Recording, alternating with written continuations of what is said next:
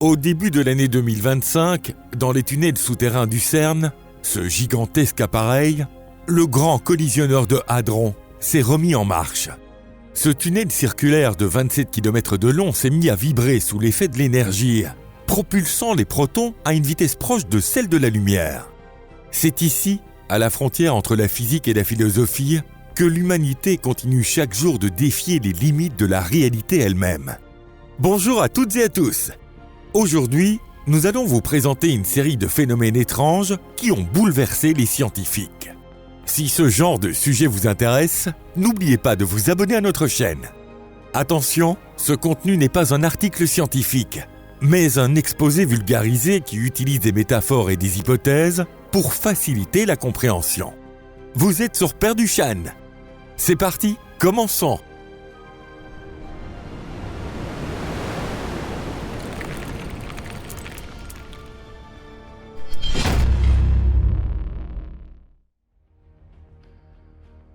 À l'intérieur du CERN. Les scientifiques qui travaillent au CERN sont habitués à ce que les résultats expérimentaux ne correspondent pas toujours à la théorie.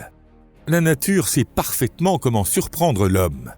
Mais cette fois, on a franchi d'un coup le stade du « tiens, c'est intéressant » pour pénétrer dans un domaine où l'on se dit « c'est absolument impossible, ça ne peut tout simplement pas arriver ». Au milieu des milliards de collisions ordinaires, un étrange signal est soudain apparu. Au départ, les scientifiques ont pensé « ce doit être une erreur, un bruit parasite ou un dysfonctionnement du détecteur ». Mais au fil des analyses, ils ont commencé à le comprendre clairement. Ce n'était pas un simple dysfonctionnement. C'était quelque chose de totalement étranger, à l'image du monde que les physiciens avaient construit à partir de théories et d'équations. Cette fois, l'univers n'a pas seulement voulu nous étonner, il a voulu nous submerger. Et on peut dire qu'il y est parvenu au-delà de toute attente. Le Grand Collisionneur de Hadron est le plus grand appareil scientifique jamais construit par l'humanité.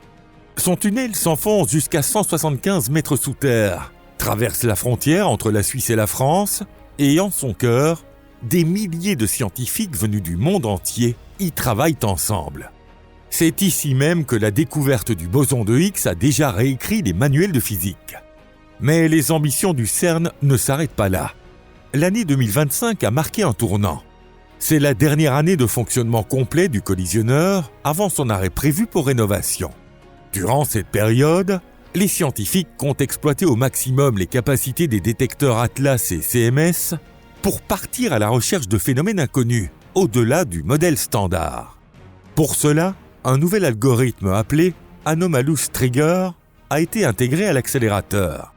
Il est conçu pour filtrer des milliards d'événements ordinaires et ne pas laisser passer des signaux extrêmement rares qui pourraient ressembler à des erreurs, mais cacher en réalité des indices d'une nouvelle physique. Ce type d'approche s'avère aujourd'hui utile pour chercher des particules cachées qui ne laissent aucune trace directe dans les détecteurs. Ces particules se manifestent à la place sous la forme de schémas d'énergie inhabituels ou de ruptures de symétrie. De telles discordances ont d'ailleurs ouvert la voie à de nombreuses avancées, depuis les neutrinos jusqu'à la découverte du boson de Higgs. C'est pourquoi, au CERN, aucun bruit, aucune anomalie statique n'est considérée comme une simple erreur, mais bien comme une opportunité d'ouvrir la porte vers une nouvelle dimension. Et si les informations qui ont fuité sont exactes, alors au début de l'année 2025, l'une de ces portes serait peut-être entrouverte, juste un tout petit peu. Particules jumelles, des trajectoires en miroir.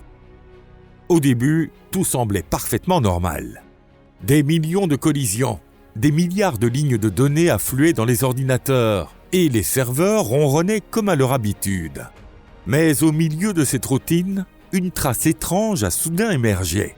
Ce signal ne correspondait à aucun modèle théorique connu, à aucune forme de symétrie existante. C'était comme si la particule s'était divisée au moment même de sa naissance. Deux objets quasiment identiques étaient apparus au même point de l'espace, au même instant, mais ils suivaient des trajectoires complètement différentes. On aurait dit que l'un des deux existait dans une phase légèrement décalée par rapport à notre réalité. Au départ, les physiciens ont supposé qu'il s'agissait d'un défaut dans les détecteurs. Ils ont vérifié les instruments, recalibré les systèmes, mais tout était parfaitement normal. Et pourtant, cette illusion est réapparue à de nombreuses reprises, uniquement lorsque l'énergie des collisions se situait dans une plage très précise. Malheureusement, la valeur exacte de cette plage d'énergie ne figure pas dans les données rendues publiques. Ce que l'on sait, c'est qu'en 2025, les collisions utilisaient une énergie de 13,6 téraélectronvolts.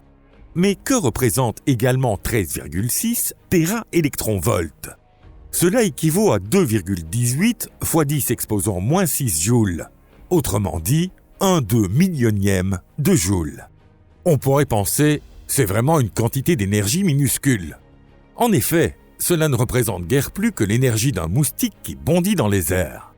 Mais cette énergie est concentrée dans un espace infinitésimal, de l'ordre du fantomètre, soit 1/1000 de millimètre. Et c'est précisément cela qui crée un environnement d'une intensité extrême. Pour mieux comprendre, prenons un exemple simple. Une lampe de poche ordinaire consomme environ 100 joules d'énergie en quelques minutes.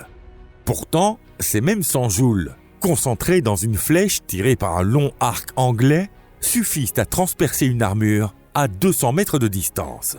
Ce n'est donc pas la quantité totale d'énergie qui compte, mais bien son degré de concentration. Et c'est justement grâce à cette densité énergétique hors norme que nous avons une chance de briser les limites de notre réalité pour entrevoir ce qu'il y a au-delà. Et ce qui s'est manifesté de l'autre côté, c'est un phénomène étrange, une scission de particules. Les scientifiques ont baptisé ce phénomène « trajectoire réfléchie ». Aucune interaction connue ne peut produire un effet aussi spectaculaire.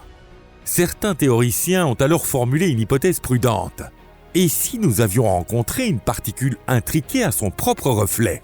Peut-être avons-nous observé pour la toute première fois le croisement de deux branches parallèles d'un même système quantique. Et ce n'est pas tout. Un autre phénomène, plus troublant encore, a ensuite été détecté. De faibles oscillations ont parfois été observées entre la particule et son double, comme si elles échangeaient de l'information instantanément, en violant le principe de localité. Il semblait même que ces particules communiquaient entre elles d'une certaine manière. Le rapport officiel du CERN reste bref et prudent à ce sujet. Mais en coulisses, de plus en plus de voix affirment que, si ce n'est pas une erreur, alors notre modèle des particules élémentaires n'est pas seulement incomplet. Il se pourrait bien qu'il soit fondamentalement faux. Et ce qui nous attend désormais ne sera peut-être pas un simple ajustement d'équations, mais un redémarrage total de la physique. Un écho venu du futur.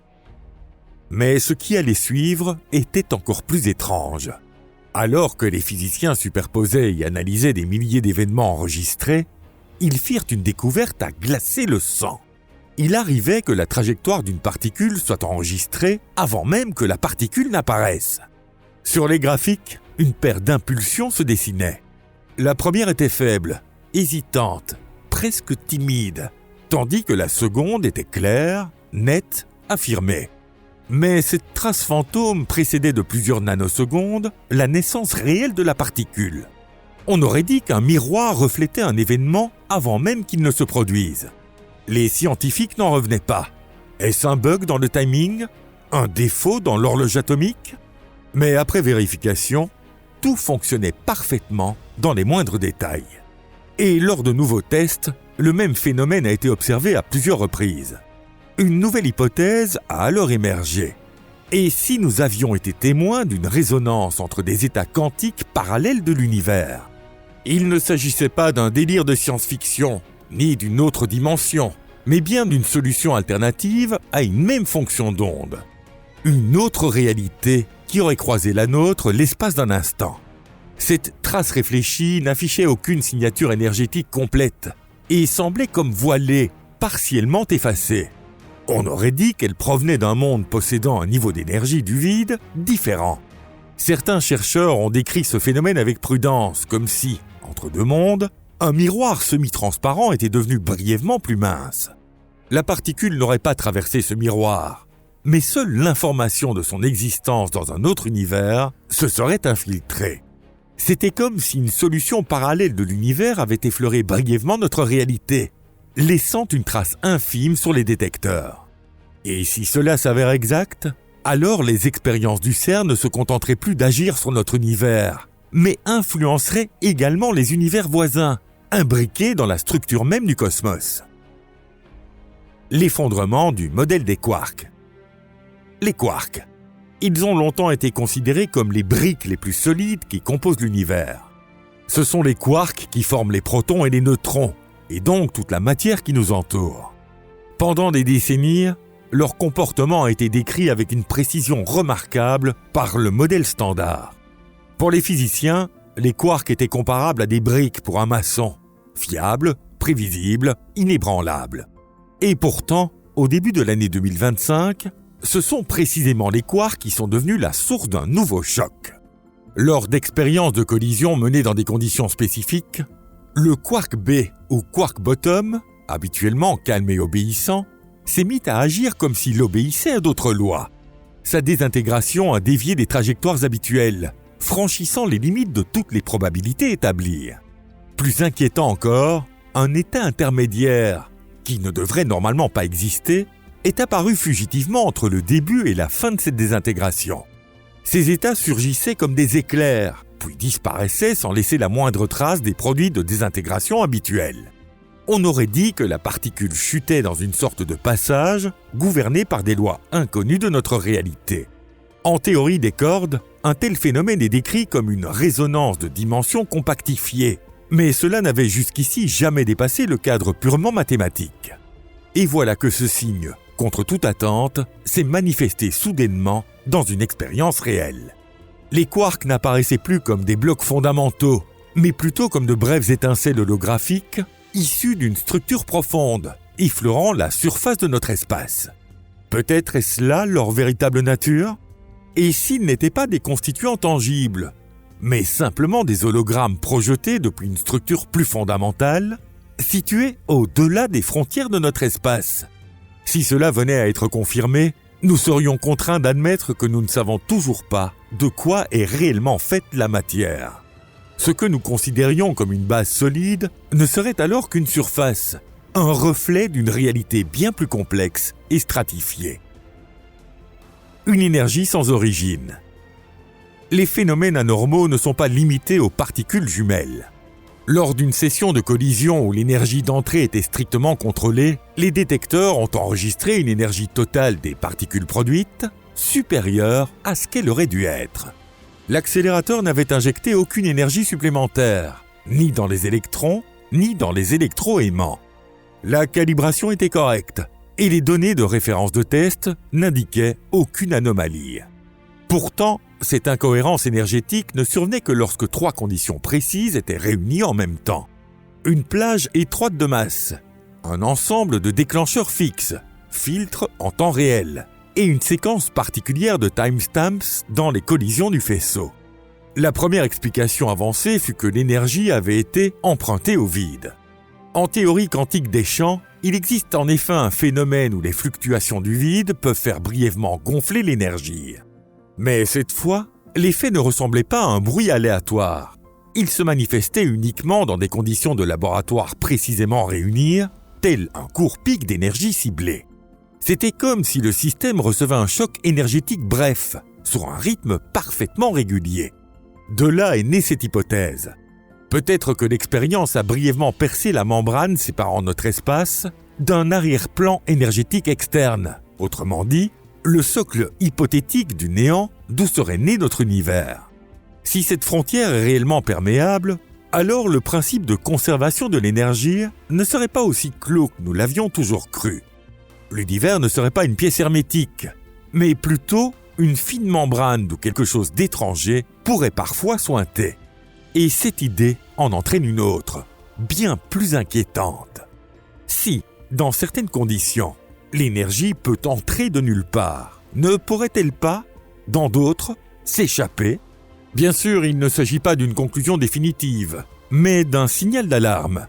Pourtant, ce sont justement ces alertes qui réécrivent les manuels. C'est elles qui nous obligent à reconsidérer les constantes, à vérifier de nouveau les symétries, à ouvrir les yeux. Car il se pourrait bien qu'un tout autre niveau de réalité soit en train de se dévoiler sous nos yeux. Une boucle temporelle. Le phénomène étrange suivant ne venait pas de l'espace, mais du temps. En réanalysant les journaux de données, les chercheurs ont découvert que certains événements avaient été enregistrés en dehors de leur ordre chronologique strict.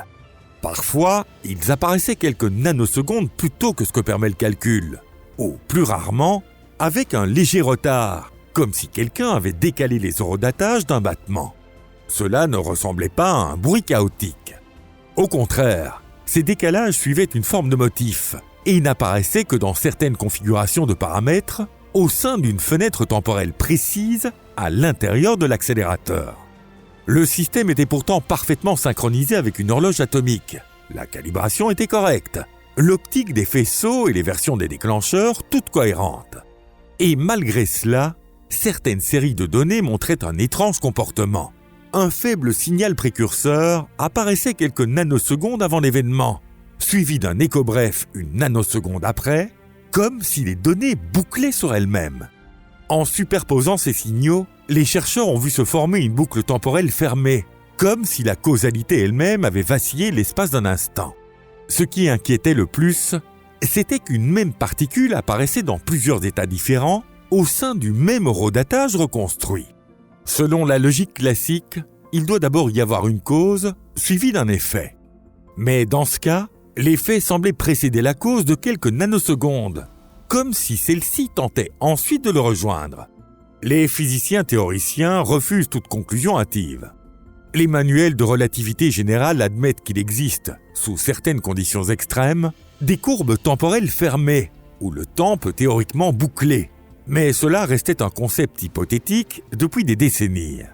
Il ne s'agit pas ici d'une boucle temporelle de science-fiction, mais d'une instabilité locale du lien de causalité à l'échelle quantique. Un tel phénomène devrait se lisser, s'annuler dans la moyenne. Et pourtant, cette fois, il a été observé à plusieurs reprises, toujours dans les mêmes conditions expérimentales. Que faut-il en conclure ? Tout au moins ceci. À force de scruter trop profondément la réalité, la structure même du temps peut se mettre à onduler.